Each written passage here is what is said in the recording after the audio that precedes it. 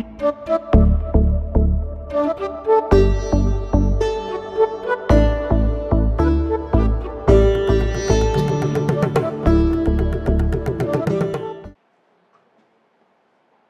are the inheritors of this great civilization, Hindu civilization. Sanatana Dharma is eternal. And even today it manifests itself in different ways. Some of us who are involved in studying the economic aspects of India, when we go and study in different places, we understand that even today, all the positive aspects of our economic systems, social systems, are due to the civilizational aspects. But Hinduism has been denigrated during the last even 70, 75 years after independence. But in the recent past, at the macro level, they accept Hinduism, but they say Hindutva is bad. Hinduism, okay, toleration, we can tolerate, but Hindutva we cannot. So this has become a very important subject, and I am very happy that our Aravindan Neelakandan has written a very detailed book on Hindutva. It is time for us to demystify this, because all of us know that this there is no difference between Hinduism and Hindutva. Sri Aravindan Neelakandan will be explaining about it. So Supreme Court has given a verdict, and Encyclopedia Britannica says this. There are different experts who say that both are same. But Hindutva, normally our opponents give a political color, many times a violent type of picture. So they don't accept, and we say that Hinduism and Hindutva are one and the same. So in this respect, this is time, most appropriate time that our friend has brought out this book. So I am very happy to be part of this inaugural function. So I welcome you once again on behalf of the organizing committee of friends, Mr. Jagannathan, Sarvanakumar and others. So it's my pleasure to give these introductory remarks. Thank you very much. Okay. Yes. Yes.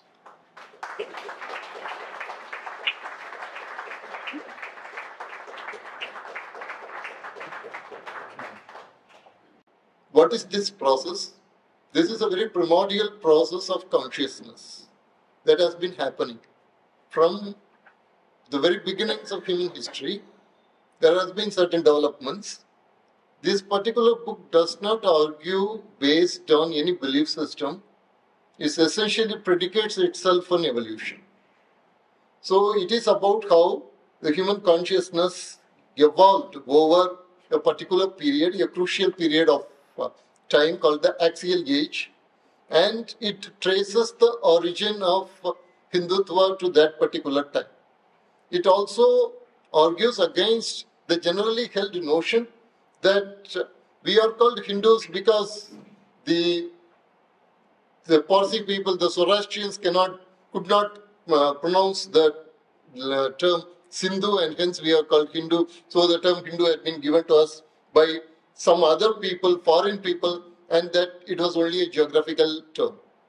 In the book argues that it is not so.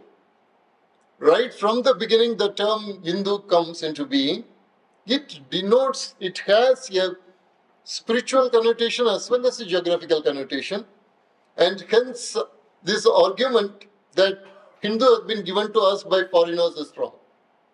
And then it goes on to argue that the term has always surfaced whenever there has been a threat to theodiversity. Theodiversity is one of the major aspects of the civilizational core of India. It is the gift that India has given to the world, to humanity at large. And this particular term, theodiversity, was actually coined by Professor Lokesh Chandra, who was a professor of Buddhist studies. And whenever theodiversity has been threatened in India, this term Hindu has come up. Let me give you a parallel.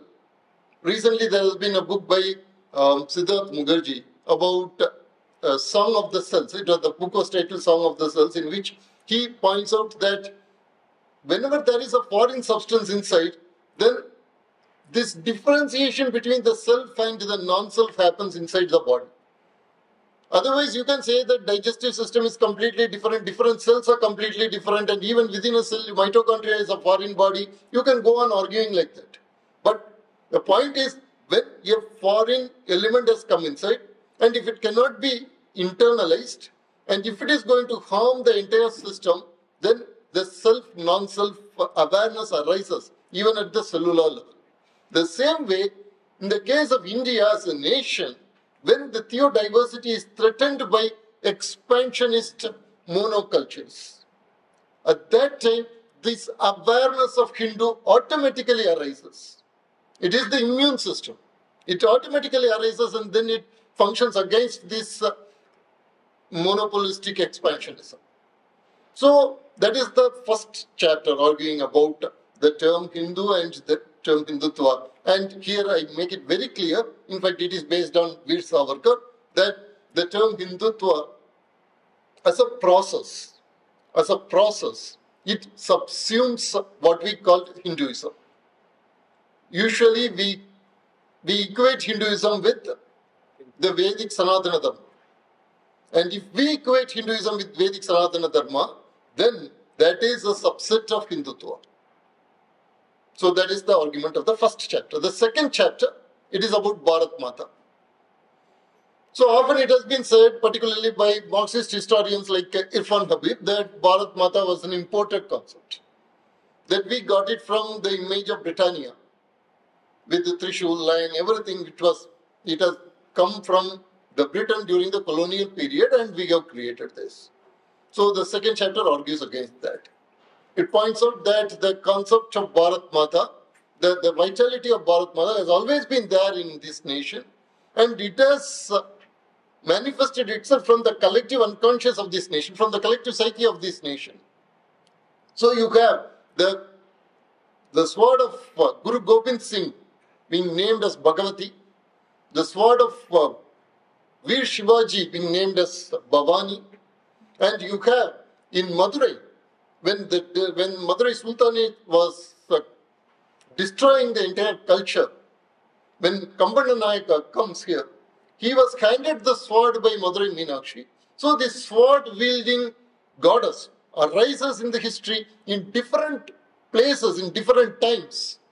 That same goddess arises again as Bharat Mata during the colonial times. And so there is a continuity that is traced in the second chapter. Now, in the subsequent chapters, you are dealing with different myths that have been created, negative stereotypes that have been created about Hindutva. Hindutva does not start with RSS in modern times. Before RSS, there have been a lot of people who have contributed to Hindutva, whose names we often forget. We only remember Veer Savarkar. There are others. And they have not only contributed to the so-called Hindutva as viewed by others, they have contributed to entire nation building. And their contributions have been forgotten. I will give you one example. Dr. Els talked about Ramachandra Guha. Ramachandra Guha had written a book about nation builders. Some 100 nation builders he had accumulated and he had presented. So in this you will find people like E.V. Ramasamy, and you will find people like Nehru and others. Okay, fine. And he would introduce Golwalkar as a negative character in nation building process. But any anthropologist worth his salt, he should remember one thing. increasing the marriage age of women is one of the fundamental points in nation building. Stopping child marriage and increasing the marriageable age of women was important in spreading female literacy, empowering women. Who did that in India? It was done by Harpila Sharda, who was a Hindu Mahasabha person, Hindutva. He wrote a book called Supremacy of Hindu Civilization.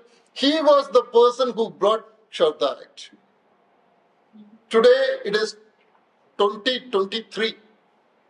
In 1923, in the Mumbai Legislative Assembly, Bombay Legislative Assembly, a resolution was passed.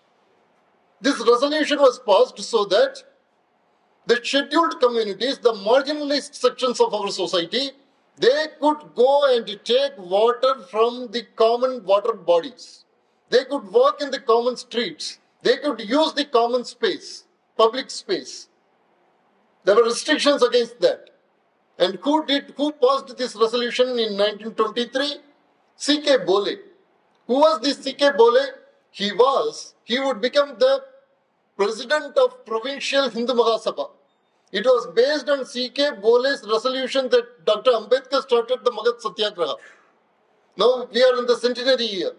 And it was this C.K. Bole who told Dr. Ambedkar that India's national flag should be saffron flag. So you have these contributions of Hindutvites to the national discourse. But without Magadh Satyagraha, there would have been no awareness for the rights of scheduled community people throughout India. And at the base of Magadh Satyagraha is C.K. Bole's resolution. And C.K. Bole was a Hindutvaite. Who was the first person to ask for scheduled community reservation in police force? Barrister Jagar. Barrister Jagar was a strong Hindu Mahasabha person. So you take, who was the person who employed Dr. Ambedkar in Baroda princely state? The king, Hegwa. And he was a strong Hindutvaite. He had very close connections with Veer Savarkar. So you have this great number of Hindutvites who have contributed to social emancipation, who have contributed to women emancipation. That is what the next chapter deals about. Then we come to RSS. And there has been a lot of criticism about RSS. There are a lot of false stories about RSS. There is some kind of a projection about RSS. The chapter deals completely with what RSS is and what RSS is not. And how much RSS had gone and had interactions with every sections of the society. How much they have worked for the emancipation of the marginalized sections of the society. These are aspects that are never talked about. There is a principle in science these days. It is called Occam's broom. You would have heard about Occam's razor. This is Occam's broom. That is, when you study a particular phenomenon, if there are a large number of facts that go against your already preconceived notion, then you just brush them all aside. That is what has happened to Hindutva. They have always brushed aside all uncomfortable facts. Then there is a section on science and Hindutva. That is a very important section in my point of view. It talks about something called cargo cult Hindutva. So what is this cargo cult Hindutva? Cargo cult, as you know, was in Polynesian Islands during the Second World War around. With the American pilots, they used to drop cargoes from the planes, and the indigenous people, they started thinking that they created a religion out of it. So that was called cargo cult. Richard Feynman had talked about it. Then there was another very interesting anthropologist, a Marxist cultural anthropologist, Marvin Harris. He had talked about this particular cargo cult, and he had pointed out one important aspect. These indigenous people somehow knew that they have contributed to the creation of wealth, global wealth. But they have been denied that global wealth.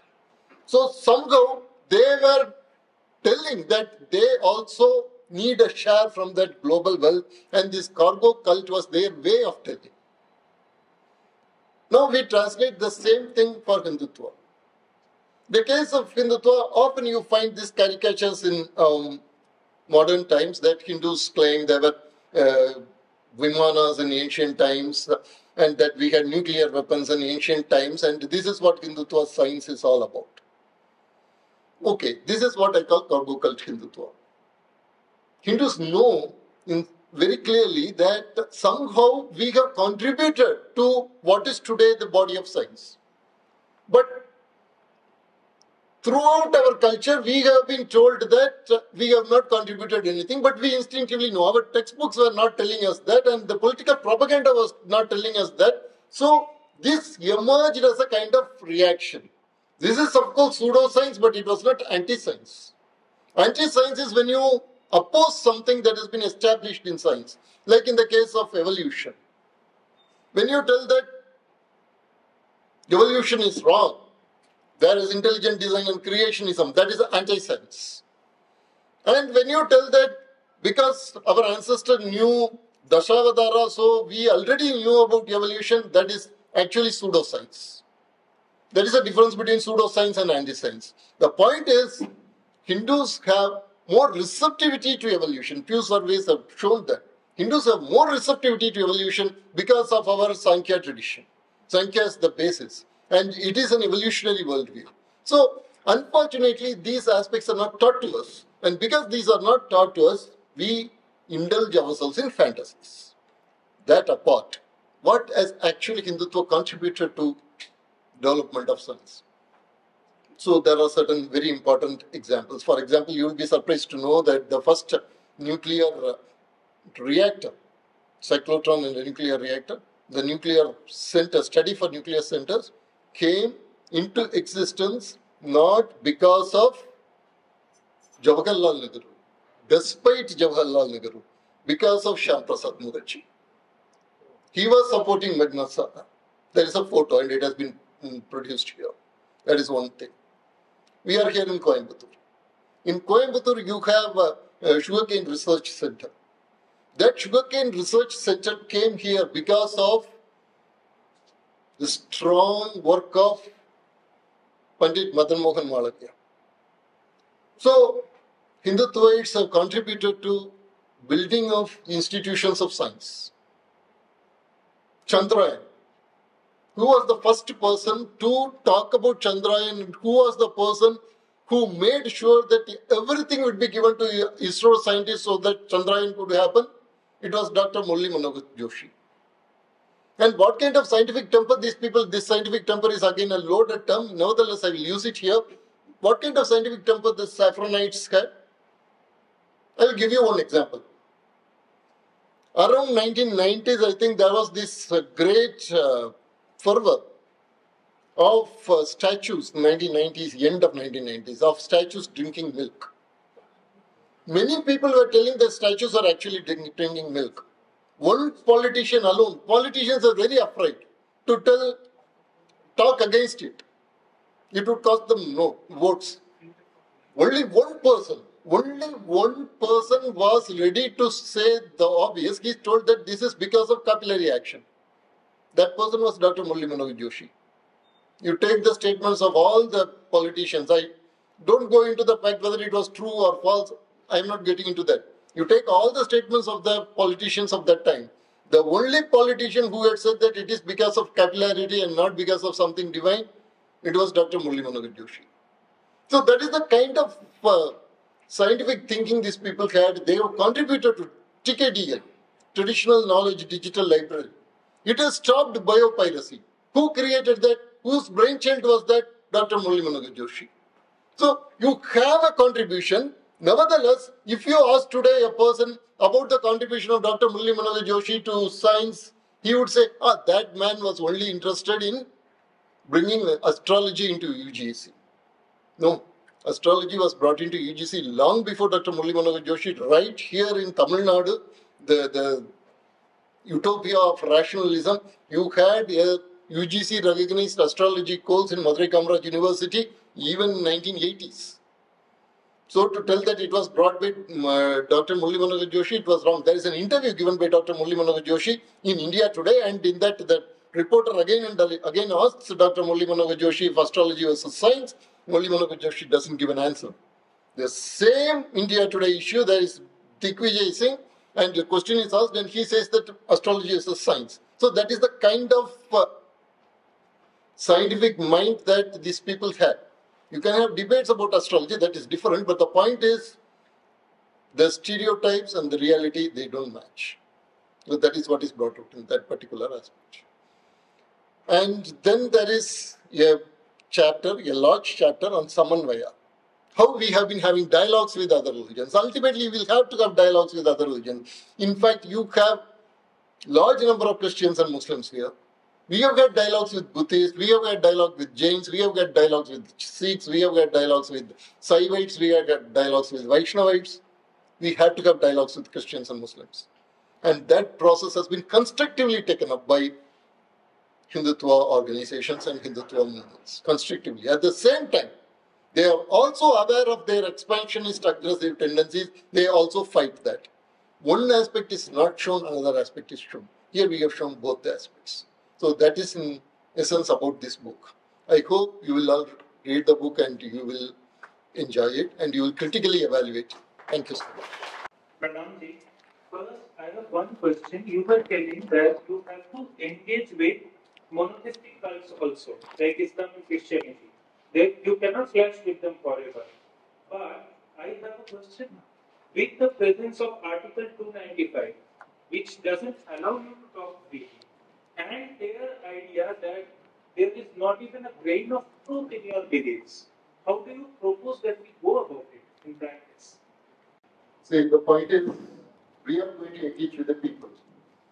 And people are extremely flexible.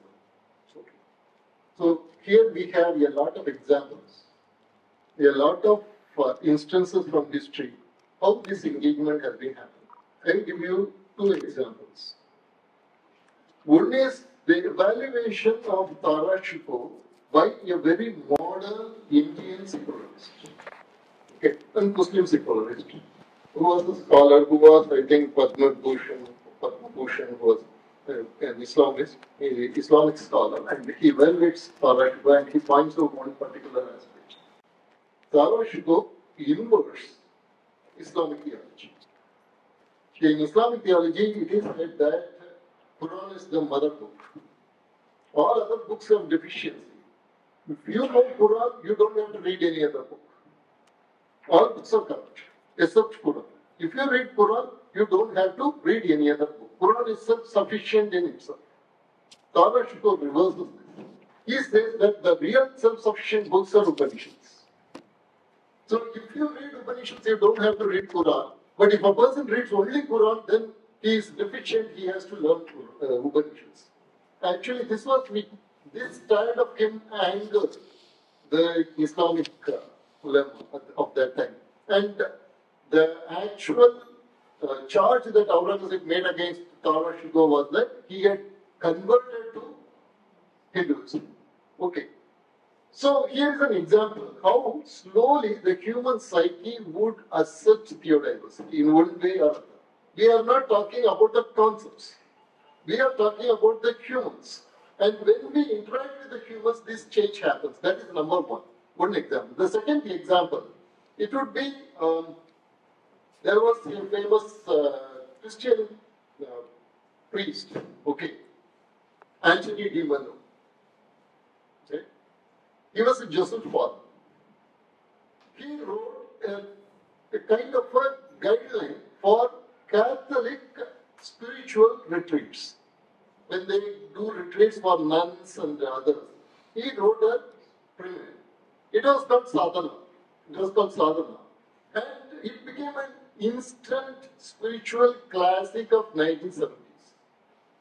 Almost every seeker of that time used to have this particular book. Okay? Irrespective of religion. He went on to write books. And in these books, he was moving away from the monopolistic stand of church. He said that church is one of the organizations. And that his master can be Krishna, his master can be Jesus, his master can be Laos, anyone. Buddha, anyone. And I am aware of the fact that my church has a lot of limitations, despite the fact that Catholic Church, she never moved away from Catholic Church. She thought, despite the fact that Catholic Church is my mother, I see her limitations, I see her sins. Nevertheless, I accept this grand spirituality of India. Okay? And his books were subsequently removed from the shelves by the order of, other than his name was Cardinal Ratzinger, Pope Benedict. From the Office of Inquisition. The Office of Inquisition is still alive. You can go to the Vatican website and you can search and you will find that particular order, that these books should be removed. So here is an example of how Samavaya operates. Okay.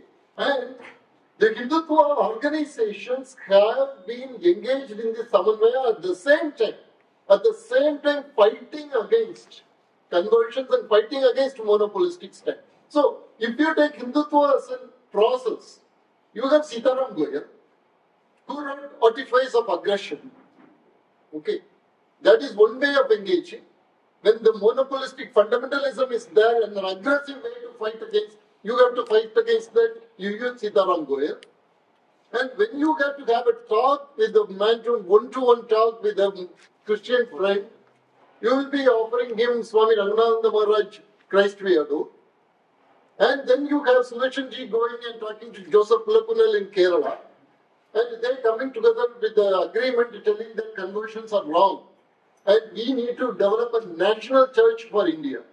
So you have all the three processes, all the processes are Hindutva processes. It depends upon the context, it depends upon your intelligence and discrimination. To use which particular approach you have to use, you have to choose. Sir, namaskaram to everyone. I had a question with respect to the Travancore Devaswam Board in Kerala. Shabarimala temple, which notified the invitation for the priest, Maya Brahmins, to be appointed as the priests of the temple. But the Kerala High Court, the Honorable Kerala High Court, the petition said that this is against the Article 25 of the Constitution, which is against the untouchability. I'm not sure about the article number.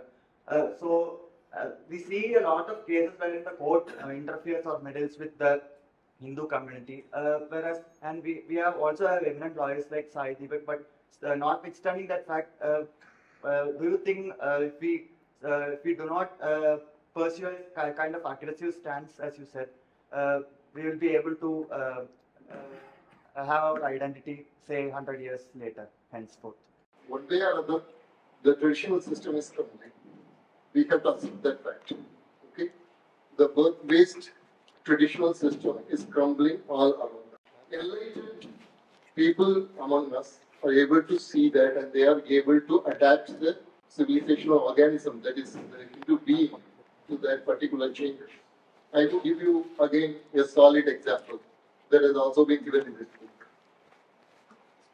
You know Chandrasekharendra. It may be a bit controversial for some people here, but I will tell that nonetheless. You know Sri Chandrasekharendra Saraswati, the previous Kanchi, see whom we used to call Mahaveshwara. He was against scheduled communities entering the temple. Okay. He even blessed a particular propaganda group from Tamil Nadu to go to Kerala and preach against Vaikam Satyagraha and all that. Okay. Now you forget that particular point. Come there is this Sri Vidya Tantra Peetham in Kerala. They train people of all jatis to become tantris in temples. And it was run by RSS Prachar. Okay. The first batch had finished. This is in 1980s. First batch had finished. Do you know who gave the certificates for all these coming from every community who were equipped to become tantris? Who gave the certificates for this first batch? It was Sri Jayendra Saraswati Swamigal of the same Kachipita. Okay. So this is how Hindutva operates. It does not talk about reformation. It does not talk in terms of confronting binaries. But it slowly changes the society. Okay. These changes are going to come. Whether we like it or not, these changes are going to come. Veer Savarkar said that we have to militarize the Hindu society and we have to Hinduize India. Right? The actual thing that we have to do is we have to democratize Hindu society and then naturally India will be Hinduized. So that process is happening. And in this, when confrontational situations arise, then we look at the intentions. Whether it is to humiliate the Hindu society or whether it is to really create a reform. Okay. So Ravana also lifted the mountain, Sri Krishna also lifted the mountain. Ravana lifted the mountain because of his egoism. Sri Krishna lifted the mountain to protect the people. The act is the same, but the intentions are different. One is dharmic, another one is adharmic. So we have to have that discrimination and we have to move it.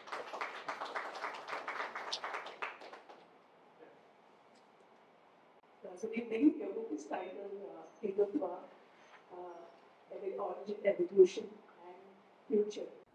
I'm interested in the future section. I'm sure if I read the book, I would know some of the solutions that you have to offer. But if you could touch upon some of the solutions that you've given in the book, as how to mainstream Hindutva, which is a much maligned word, and how to mainstream it, and what are some of the solutions that you have to offer to us. The so-called solutions are not there in the book. They are inherent in each and every chapter. Okay. Once we understand the process, and once we know that this process is not unidirectional, it is multidirectional, and it is also having different layers, then for each, the solution is naturally plays out itself. Okay. For example, you take conversions. Conversions is a big problem. So, how do we deal with this conversion? Ultimately, when you tell that you have to stop the conversions, then the question arises as to argue against the individual choice, freedom of religion. But from a civilizational point of view, what we are seeing, the process of conversion is as monopolistic expansionism against theodiversity. You are destroying theodiversity. And the entire Hindutva is actually a resistance to this monopolistic expansionism, and it reinvents itself again and again through the ages to fight against this. At times we have the British wanted to divide permanently the scheduled communities from the entire Hindu mass. He risked his life and he went for fast. Then there are places where organizations like RSS have gone and they have created awareness and they have indulged in physically resisting the conversions. Okay. So when you have these different types of processes being brought up in the context, then naturally you will be able to understand what we have to do. The most important message that the book gives is this, that if tomorrow Hinduism completely vanishes from India, what is the loss? Pagan civilizations have vanished everywhere. So if Hinduism is completely, tomorrow suddenly we are all told that you should either become Christians or Muslims, that Hinduism is banned by the Constitution of India, then what is actually the loss? We are going to celebrate New Year in 2023. We may not be celebrating Chitrai. Right? And we will be celebrating only Samatva Pongal. We will not be celebrating Madhur Sankranti. So, what is the loss to it? The book answers that question. The loss is that India will be taken back centuries. Right? Like the fundamentalist center of gravity of population for Christianity has shifted from Europe to Asia. Fundamentalist center of gravity of population. Okay. So if you take a average European Christian, he may not be a fundamentalist. If you take an average Indian Christian, he would be a fundamentalist. So Europe is for the church is creating a kind of backwaters of crusader population in India. And we will be taken aback. We just don't realize the civilizational strength that Hinduism is giving to us. This book brings out that strength. Once you are aware of that strength, which we take for granted, then we will be fighting to save it, and all the context in which our people have fought that have been brought up. So my question is regarding term used with the civilizational process. So I think one side has got the predominantly religion based, another the political definition of that, various things. What we have been told repeatedly is Sanatana Dharma is all inclusive. There is space for atheists, dogma, and all. Is there space for an Abrahamic religion type of thought process also in that? In that case, is this word Hindutva is going to be inclusive of people with divergent view, of which one of the view is being like other religion based like Buddhism, Jainism, Sikhism, and Islam and Christianity. This book also includes Judaism. How we have been having dialogues with Judaism. Now I come to your specific question. I will give the example that I gave before. Our cell contains inside it mitochondria. It contains inside it Golgi bodies. It contains inside it, if it is a plant cell, chloroplast. And they could have come from other organisms and they got themselves adapted into the environment of the cell. But they are all helping the cell. They are all become part of the cell. So foreign bodies can come and they can be made part of the cell. No doubt about it. But then if there is a body that harms the organism, then the harming aspects, they have to be removed. For example, if you are having a transplant, then the antibodies inside your body will be acting against it and they have to be kind of suppressed, and after that this becomes part and parcel of your being. In the same way, if you take Christianity or Islam for example, I would say that it is not because they are Abrahamic that we are against Christianity or Islam, or we are not even against Christianity or Islam, we are against the monopolistic expansionism, that my way is the only way. When you say that, then you go against the spirit of theodiversity. You become a danger to theodiversity. And we want to remove those aspects. Okay, like a very good surgeon who wants to remove only the malignant part and not the entire part, the same way we want to remove only the expansionist, monopolistic tendencies. Even otherwise, for these religions to live, whether it is Christianity or Islam, if they have to live, if they have to survive in the planet, they have to jettison their monopolistic tendencies. Otherwise, they cannot, right? Even for their own good.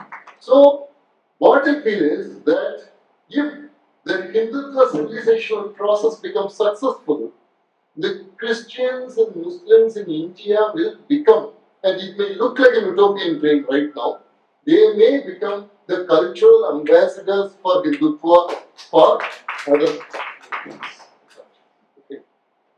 What I wanted to ask was, it's not just a monotheistic expansion which stands in sometimes in front of Hindutva. It's also the liberal, culture which talks about diversities and how the various diversities which stands and extends to that.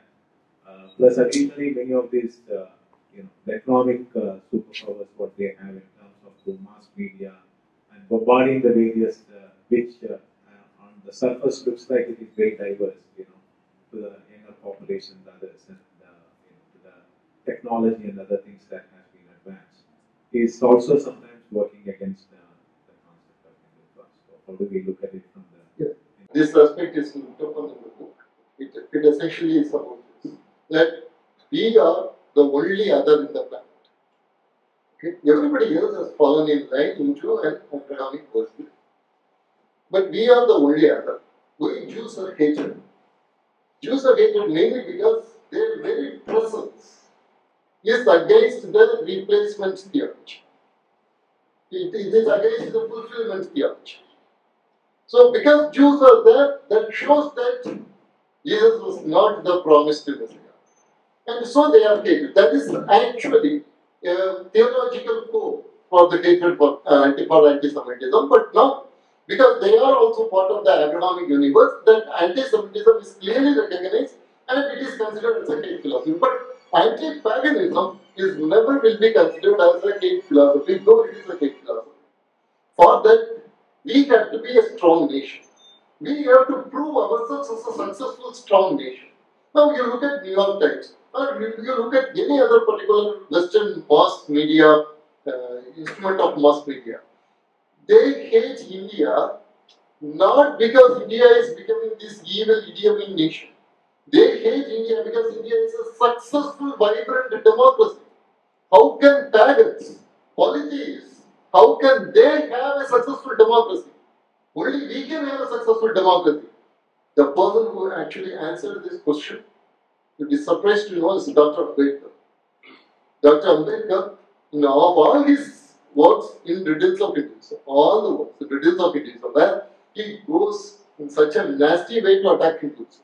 In that, he has a passage. He says that in West, the democracy is predicated upon this idea that we are all children of God. And that is a very shaky idea. That is why democracy is not very proper in Western countries and other places. In India, democracy should be a way of life. Because the spiritual basis of democracy are the Upanishad Mahavakyas. That is what Dr. Ambedkar says. Okay. His problem with Hindus is that they didn't implement it properly. Okay. So, when we showed the world that we are a vibrant democracy, when we showed the world that we can be a science and technology superpower, we are hated because of our success. How a pagan civilization can achieve this greatness. So, the only way we can silence this is by becoming stronger and stronger as a nation and as a state. And this liberalism that you are talking about, it is only a mask for hatred towards us. We need to develop, and we have been developing. That is why this book shows that we have our own unique, sustained social justice movement, which is rooted in Sanatana Dharma, which is rooted in Vedanta. And we don't need these Western models, or we don't need Western evaluations to tell us what to do. Sir, when we look at the works of Shakespeare, particularly, I'm reminded of Shylock in The Merchant of Venice, where they portray Shylock as a man who wants to get a pound of flesh closest to the merchant's heart. And a few centuries later, we see the Jewish pogrom.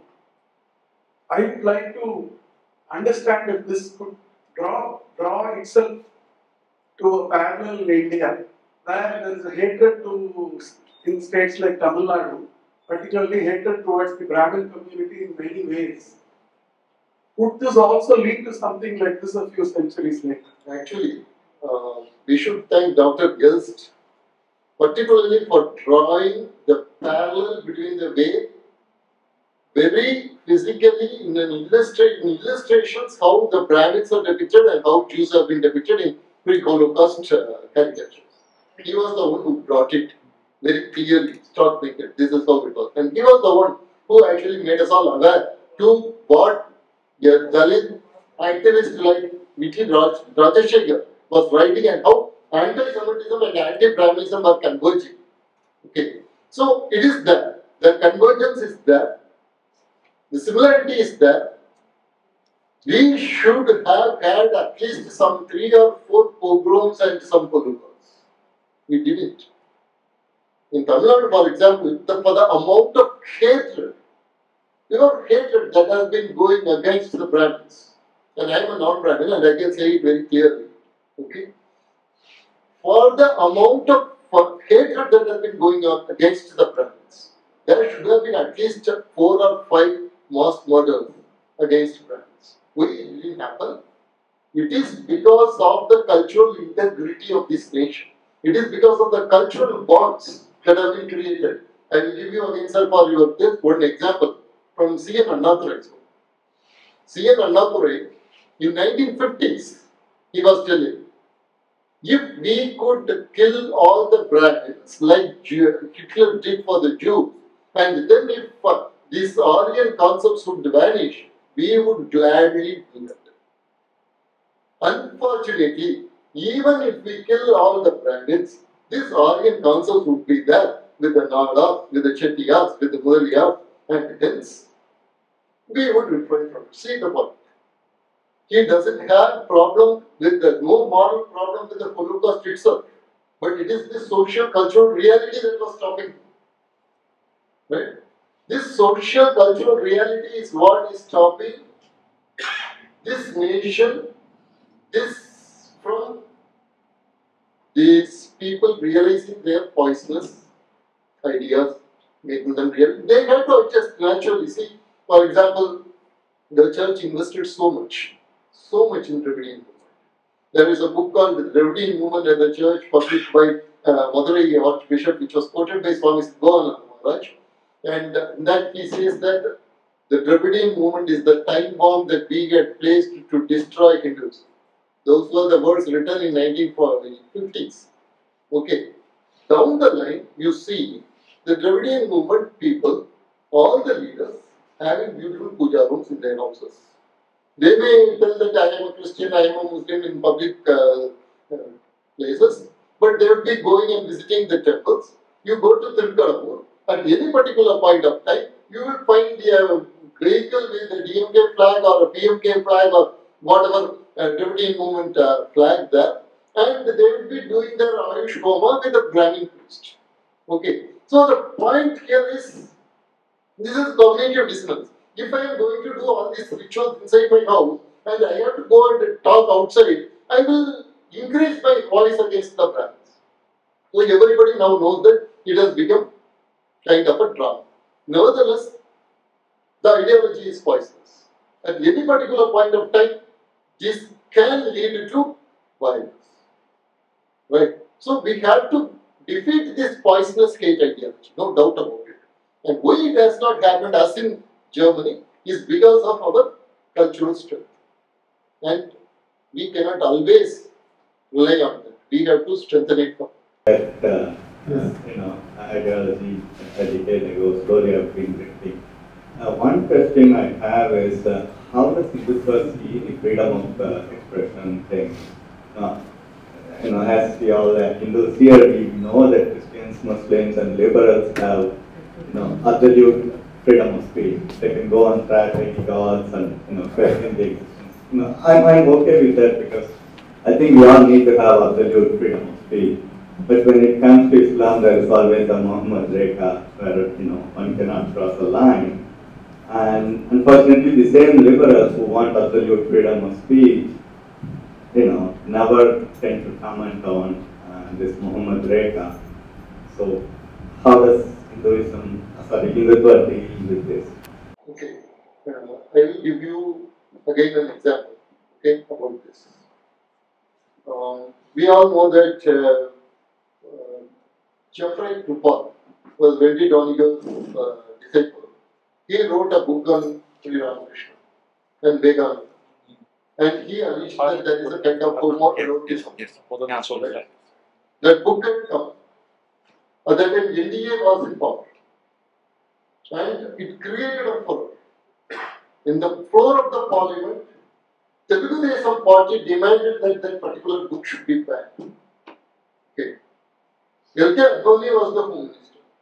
He got up and he said that we should answer a book with a book and we should not ban them. So, ceteris paribus, that is our stand.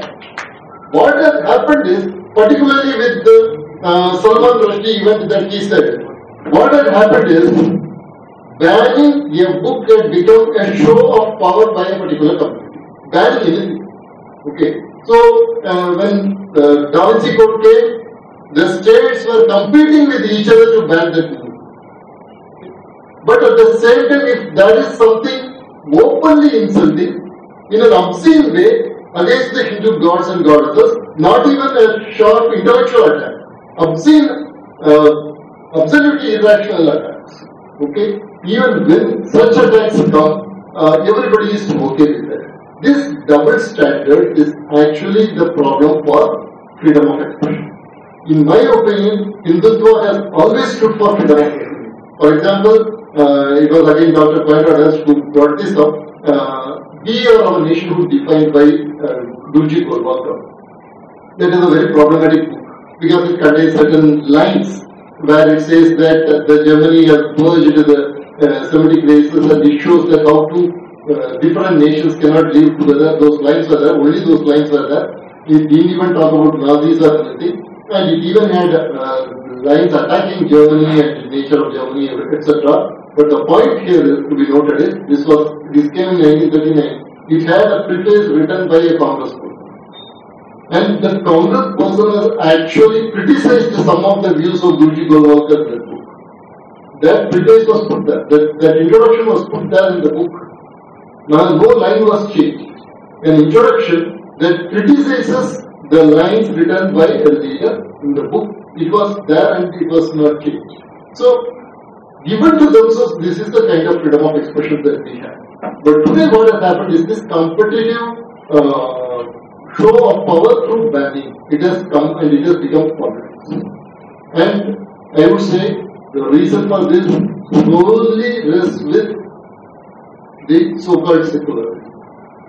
And if these double standards are removed, we are all for complete freedom of expression. We don't care about whether it is going to hurt the religious sentiments of people, because if we make hurting the religious sentiments of people the yardstick and not truth, then tomorrow somebody may say that teaching evolution is hurting the religious sentiments.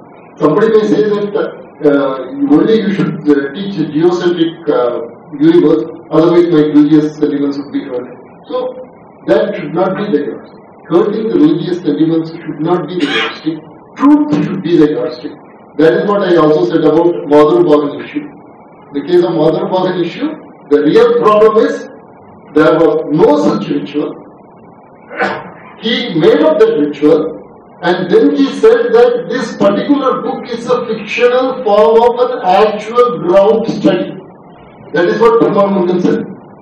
That has to be questioned. It doesn't. If that ritual had been there really, British collectors would have written about it. Christian missionaries would have written about it, no account, and this man makes up the entire thing and then claims that this was actually a factual thing fictionalized in his novel. That is the objectionable part. So, this truth should be the yardstick in this kind of thing. Freedom of expression should be observed. That is how Hindus have always been.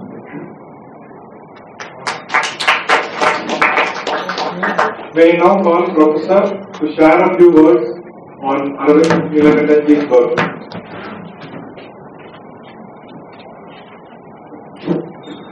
Thank you for the passionate hearing. Initially, during my brief introduction, I did not say anything about the book because, to be honest, I had to read the book. But from the way the Aravindan has presented, it has created a lot of interest. I think we all should go through the book because it gives new details connecting important events with the realities. So it is a must-read book. We all have to read it. And Aravindan Neelakandan, as I said, is one of the highly committed Hindu intellectuals from our part of the country. He writes in Tamil and English.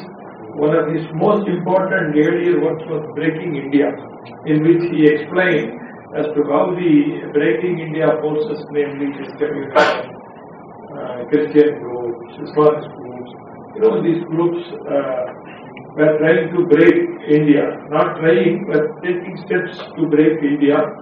And he has written in Tamil also. One of the books that I read from my point of view is his book on Ali Perindu, one of the finest philosophical works.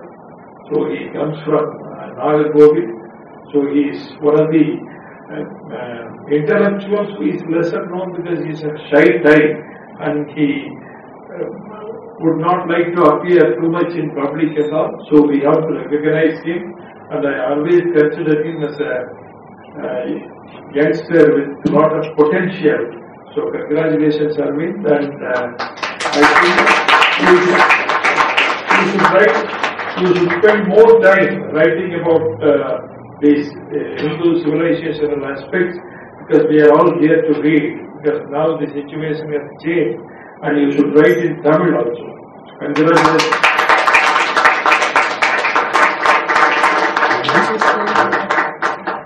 A young boy, as soon as we released the invite, called me. He said he's calling from Palghar and he wanted to attend the program.